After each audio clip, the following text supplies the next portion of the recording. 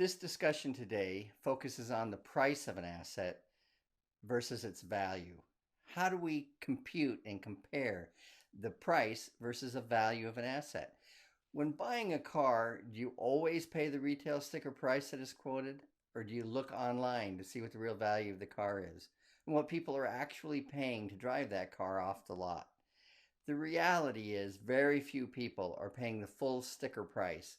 This is because most of them know that most likely that's not what it's really worth.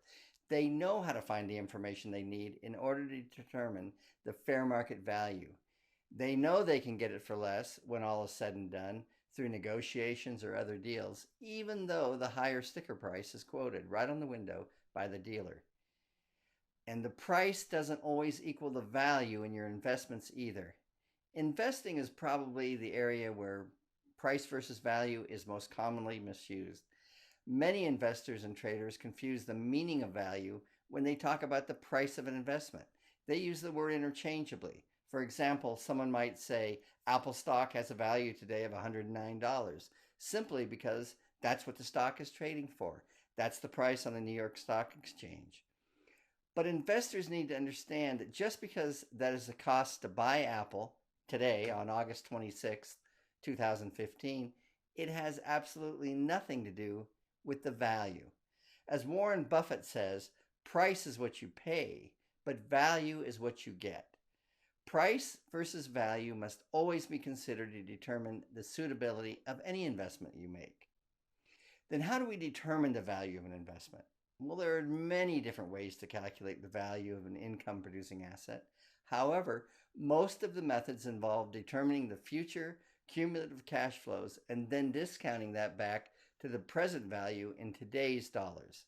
Now, this sounds complicated, and it was back when I was first learning business math and having to manually calculate by using present value and present value of annuity due tables, going through the book and looking up all the tables. However, thanks to the computer and now having all the tools available online, these calculations are really pretty simple.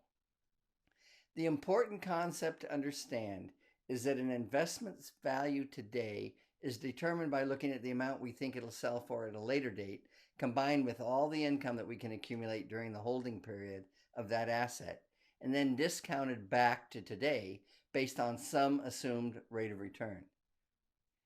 Now, does this sound complicated? Well, let's break it down and look at an example. We'll assume that we can purchase a single share of Apple stock today at $109.69. Now, that's the quoted price at market close today. This is the price of the asset or the stock. And we believe it'll be worth, say, $170 per share in 5 years. And we want to invest our money where we can earn 15% annually.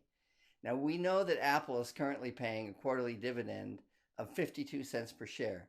So by using a financial calculator and plugging in these numbers, we can see that we'll need to pay no more than $91.87 for this stock today in order to realize an annual compounded growth rate of 15% by purchasing and holding this stock for the next 5 years.